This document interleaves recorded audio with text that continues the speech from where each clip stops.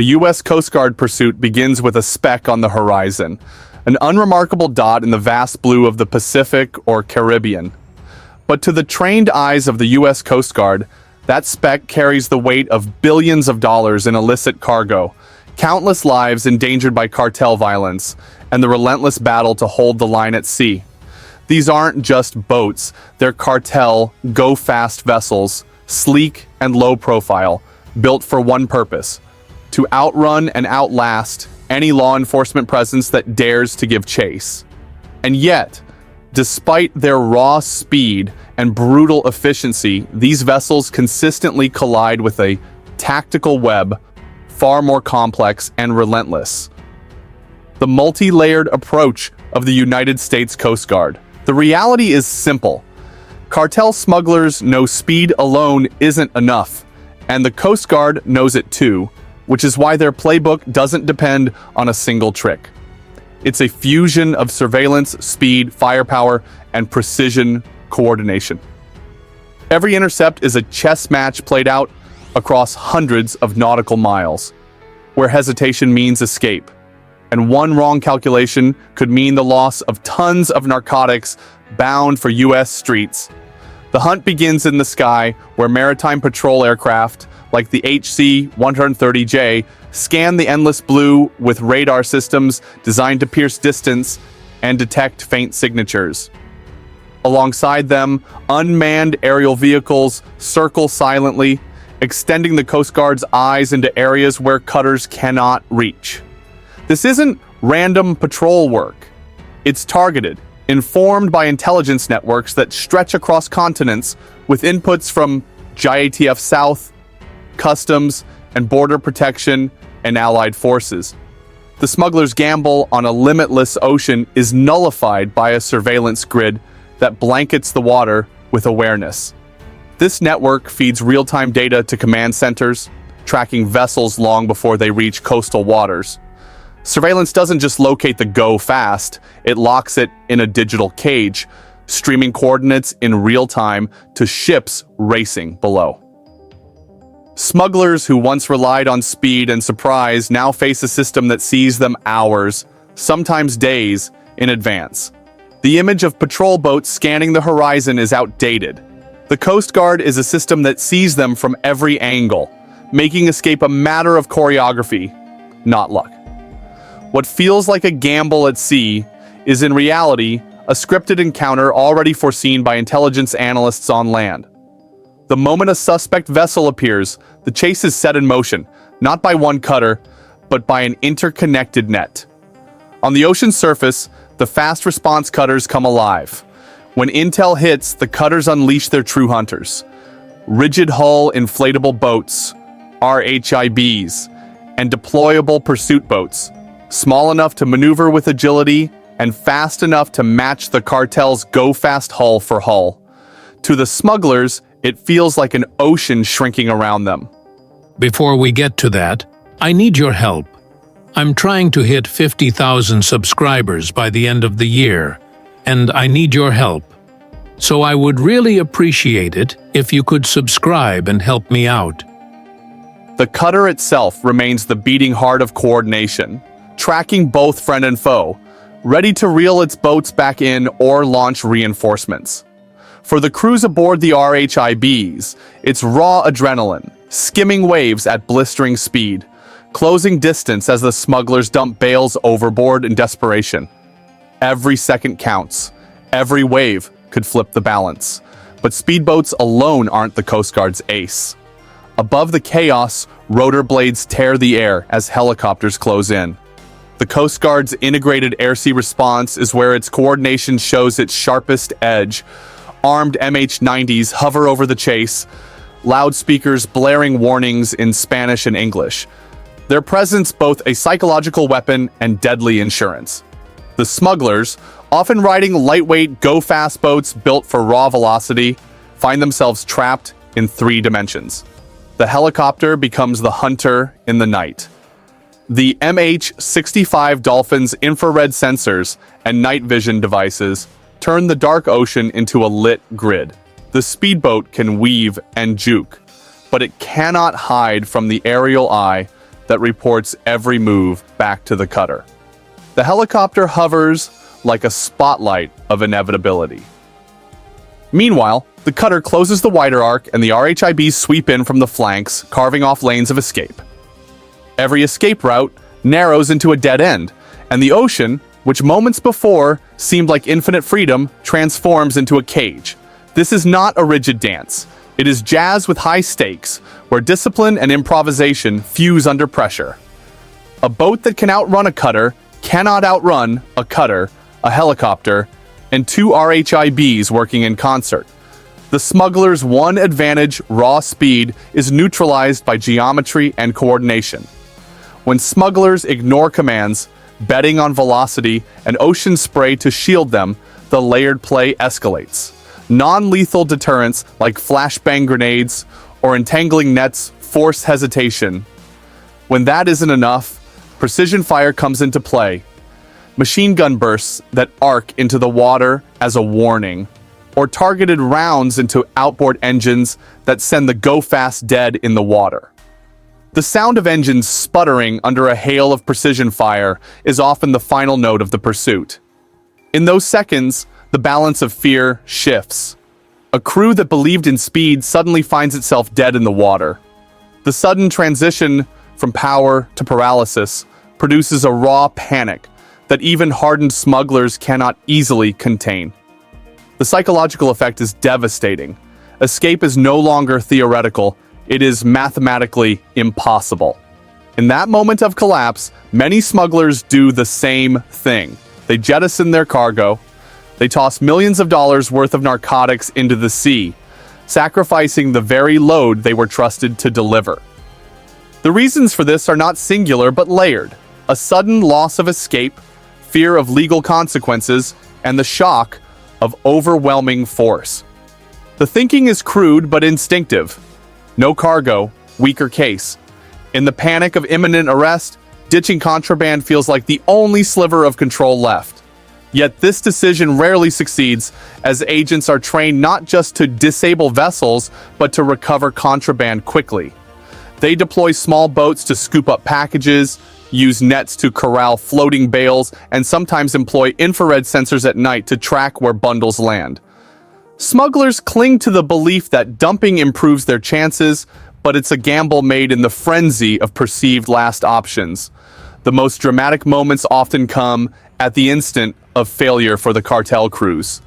The blinding lights of a helicopter in the dead of night, the sudden roar of engines behind them, or the stutter of their own power cutting. Some crews surrender quickly, realizing the futility of resistance. Others attempt last-second dumps of contraband, watching millions in profit vanish into the sea. Every action confirms the Coast Guard's layered strategy. Even in desperation, every option is already countered. Then comes the boarding. Before we get to that, I need your help. I'm trying to hit 50,000 subscribers by the end of the year, and I need your help. So I would really appreciate it if you could subscribe and help me out. Coast Guard personnel, trained for high-risk interdictions, leap from RHIBs onto the smugglers' decks, securing suspects before evidence can be destroyed. The air still whirs with helicopter rotors above, providing overwatch against surprises. For the boarding crew, it's controlled chaos, shouts, restrained suspects, weapons secured, compartments searched. Every bale of cocaine seized is both a victory and a reminder. The ocean is a battlefield, as much as any desert or the city street. Smugglers build deception into every square inch of their ships, hidden compartments behind false walls, hollow fuel tanks, and floorboards that reveal caches. Every find is documented with photographs, coordinates, and timestamps, because the discovery itself must later stand up in court as indisputable. The recovery and evidence handling of multi-ton cocaine hauls are just as critical as the chase itself. This process is where adrenaline gives way to precision, and where every mistake could unravel months of intelligence work. Bales of cocaine, often wrapped in plastic and canvas, bob across the surface, drifting apart in the swell. A single bale can be worth millions, and traffickers know that scattering them forces the Coast Guard to split attention. That's why recovery begins instantly. The work is methodical, exhausting, and often continues through the night, as searchlights scan black waves and crews lean over gunnels with grappling poles. Missing even a few bales isn't just a financial loss. It's a gap that defense lawyers could exploit in court. Once recovered, each bale is brought aboard, dried, and laid out for inventory. Crew members in gloves and protective masks weigh every package, logging exact measurements and condition. A bale's outer wrapping goes into the record because traffickers' packaging styles are themselves valuable intelligence. The cutter's evidence lockers serve as temporary vaults for what could easily exceed $100 million worth of narcotics. Every gram must be accounted for, and that accountability requires paper trails. Coast Guard crews complete meticulous forms, chain of custody sheets, law enforcement reports, and photographic logs. The data flows into federal systems where intelligence analysts stitch together global trafficking patterns. A single entry, say 78 bales recovered, becomes a node in the wider map of cartel operations. The drugs must survive legal scrutiny, so transfer to authorities at port follows a rigid protocol with recounts, video recording, and signatures from multiple officials. The process ensures that by the time drugs are displayed in court, no defense can claim contamination or tampering. This layered enforcement isn't improvisation, it's doctrine. The Coast Guard operates with overlapping rings of detection and response, where aircraft feed data to cutters direct fast boats, and helicopters provide lethal overwatch. It's an ecosystem where failure at one layer is caught by the next, making escape increasingly unlikely. This is the architecture of inevitability. The stakes are enormous. Each intercepted go-fast can carry several tons of cocaine, valued in the hundreds of millions. Each successful interdiction denies cartels not only profit, but reach, disrupting logistical chains that fuel violence across Latin America and addiction across the United States. The Coast Guard operates in seas, where cartels adapt constantly, introducing semi-submersibles and stealthier hulls. Yet the layered approach remains resilient, capable of scaling to match innovation with innovation. The Coast Guard's steady pressure has shown that cartels, despite their violence and wealth, are vulnerable to attrition. By making failure routine, they transform smuggling from a profitable certainty into a desperate gamble. The constant interdictions have turned what once seemed like profitable maritime corridors into financial traps. Each seizure is not just cocaine taken off the market. It is a ledger screaming red ink. A single multi-ton load represents tens, sometimes hundreds of millions of dollars in potential revenue vaporized in an instant. Cartels rely on constant liquidity to pay their chain of farmers, chemists, and transporters. Every interdiction slices directly into that operating capital. For cartels, money is not only profit, it is survival. The inability to secure traditional smuggling lanes opens doors for competitors eager to fill the vacuum. In the brutal economics of organized crime, losing a corridor means losing influence. Deterrence magnifies the damage as word spreads through cartel camps. The seas are no longer safe. Crews hesitate to take jobs. Investors inside the cartels calculate risk and sometimes decide against funding maritime ventures at all. Behind the visual spectacle of the chases, law enforcement gains momentum. Every interdiction yields intelligence, phone numbers, GPS coordinates, maritime patterns, crew identities. These fragments build into networks that agencies exploit to predict and target future shipments. With every arrest, interrogations, and seized devices add new layers to the map of cartel infrastructure. This intelligence, raw, direct, and often shocking, becomes the key to dismantling entire smuggling routes. Arrested smugglers often speak about routes that snake across continents. They talk about hot routes constantly shifting to evade detection, safe houses that double as storage depots, and transfer hubs. Knowing these specifics transforms law enforcement from chasing shadows into targeting precise choke points. Alongside routes, captured traffickers expose organizational structures. Interrogations reveal the invisible ranks, from mid-level coordinators to local brokers and financiers. By mapping these roles, authorities begin to see cartels not as faceless organizations, but as systems with weaknesses. Intelligence from captured traffickers provides the names, nicknames, and phone numbers that turn faceless structures into targetable networks. One of the most potent areas of intelligence is communication methods, as smugglers rely on encrypted apps, hidden chat rooms, and burner phones. When law enforcement understands these systems, they can monitor networks in real time and anticipate shipments before they happen. It is about breaking into the nervous system of the cartel.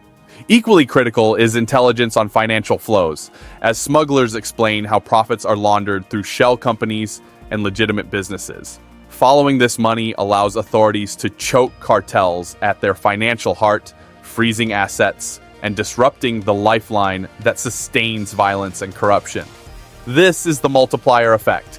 Intelligence from a single captured trafficker, amplified by data analysis, leading to the collapse of entire smuggling enterprises. The most explosive form of intelligence comes from digital forensics. Phones, laptops, and hard drives seized at the time of capture are gold mines. Call logs map out entire contact networks. GPS data reconstructs routes. Messages provide the unfiltered conversations of smugglers who believe their communications were untouchable. These digital traces create maps of entire ecosystems. Each line of data becomes a thread that, when pulled, leads to the unraveling of larger structures. The downfall of cartels is rarely the product of brute force. It is the product of intelligence, painstakingly extracted, methodically analyzed, and ruthlessly applied.